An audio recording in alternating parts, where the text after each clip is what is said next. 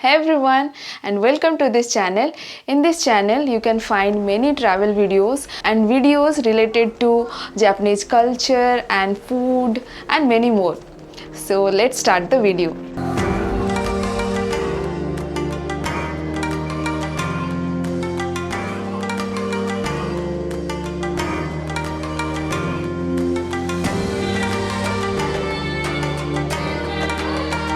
तो आज के वीडियो में हम बात करेंगे कि जापानीज़ घर और इंडियन घर में क्या डिफरेंसेस हैं। तो आज मैं जापानीज़ अपार्टमेंट के बारे में स्पेशली बात करने वाली हूँ, इंडिविजुअल हाउसेस के बारे में नहीं। तो फर्स्ट पॉइंट है लिविंग रूम। हमारे इंडियन अपार्टमेंट में हम जब भी एंटर करते हैं तो फर्स्ट थिंग हमें नज़र आता है लिविंग रूम, नहीं तो ड्राइंग रूम। पर यहाँ के अपार्टमेंट में वो पूरा उल्टा है। तो अभी मैं यही एंट्रेंस पे खड़ी हूँ, मैं दिखाती हूँ हमारा लिविंग रूम कहाँ पे है। तो यहाँ पे दो रूम्स हैं। तो चलो फिर आप अंदर आओ, वहाँ पे किचन है। तो अब आया हमारा लिविंग रूम पूरे घर के एंड में। तो ये कुछ ऐसा है। तो यहाँ का लिविंग रूम पता नहीं ये क्यों ऐसा है। तो यहाँ के अपार्टमेंट का स्ट्रक्चर और डिज़ाइन कुछ ऐसा होता है कि लिविंग रूम हमेशा एंड में ही आता है। तो ये फर्स्ट डिफरेंस है मेरे हिसाब से। तो चलो सेकंड पॉइंट देखते हैं, किचन की ओर।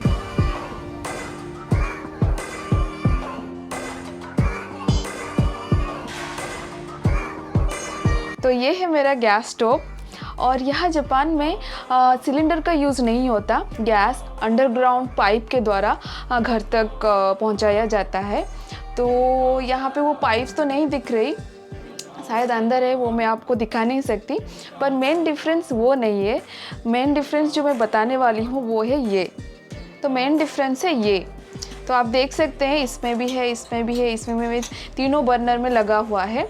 तो ये क्या है? ये है एक सेंसर। तो ये क्या करता है?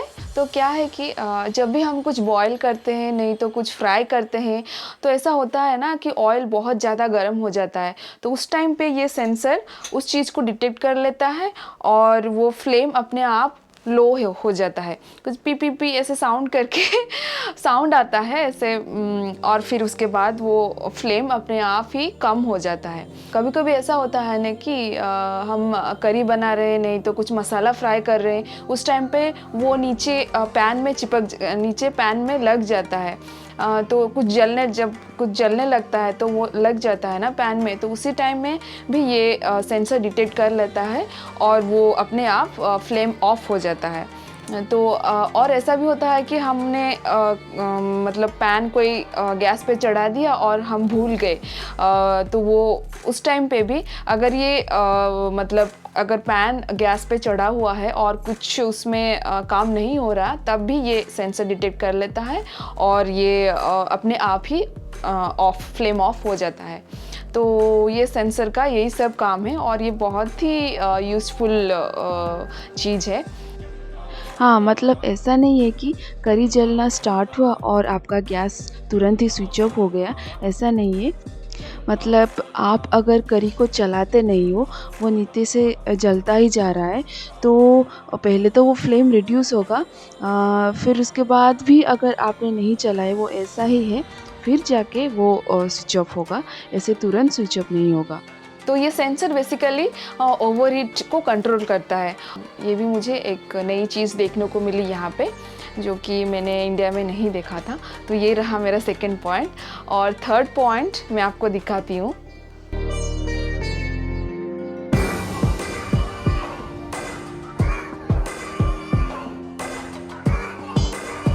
और थर्ड पॉइंट है ये फ्लोरिंग। तो ये आप देख सकते हैं, यहाँ का इस रूम का फ्लोरिंग कुछ ऐसा है। तो ये फ्लोरिंग आपको कुछ याद आ रहा है, शायद जापानीज़ कार्टून में आपने देखा होगा ऐसा फ्लोरिंग वाला घर। तो इसको जापानीज़ में तातामी बोलते हैं। तो ये नथिंग बट हमारे इंडिया में भी मिलता है मैट, जो हम बिछा के बैठते हैं, ये वही है, मटेरियल वही है। और उसको ये एक सिंगल सिंगल पीस है, इसको जॉइंट करके ये फ्लोर के ऊपर लगाया गया है। तो इस पे आपको कुछ बिछाने की ज़रूरत नहीं है, आप ऐसे भी बैठ के आप ऐसे भी यहाँ पे बैठ सकते हैं। तो ये ट्रेडिशनल जापानीज़ फ्लोरिंग है, तो इसको तातामी बोलते हैं।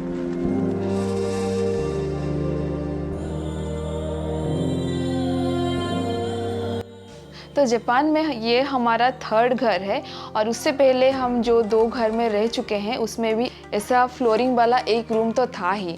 और तो और यहाँ के जापान के जो ट्रेडिशनल होटल हैं उसमें भी आपको ऐसा फ्लोरिंग वाला रूम भी मिलेगा, जिसको रियोकान बोलते हैं। तो ये रहा थर्ड पॉइंट। तो अब चलते हैं फोर्थ पॉइंट की ओर। तो फोर्थ पॉइंट है कि यहाँ के घरों में लॉक नहीं होता, आप लॉक नहीं कर सकते। मेन डोर में तो है, मेन डोर को लॉक कर सकते हैं, पर ये जो अंदर वाले रूम हैं आप ये देख सकते हो, यहाँ पे कुछ ऐसा कुछ नहीं है जो आप लॉक कर सकते हो। तो यहाँ पे, और यहाँ के घरों में ये स्लाइडिंग वाले डोर बहुत होते हैं, आप इस डोर को ऐसे क्लोज कर सकते हो, और यहाँ पे कुछ भी नहीं है, आप कुछ नहीं कर सकते, आप लॉक नहीं कर सकते। ये भी मुझे बहुत अजीब लगा कि यहाँ के घरों में लॉक कैसे नहीं है।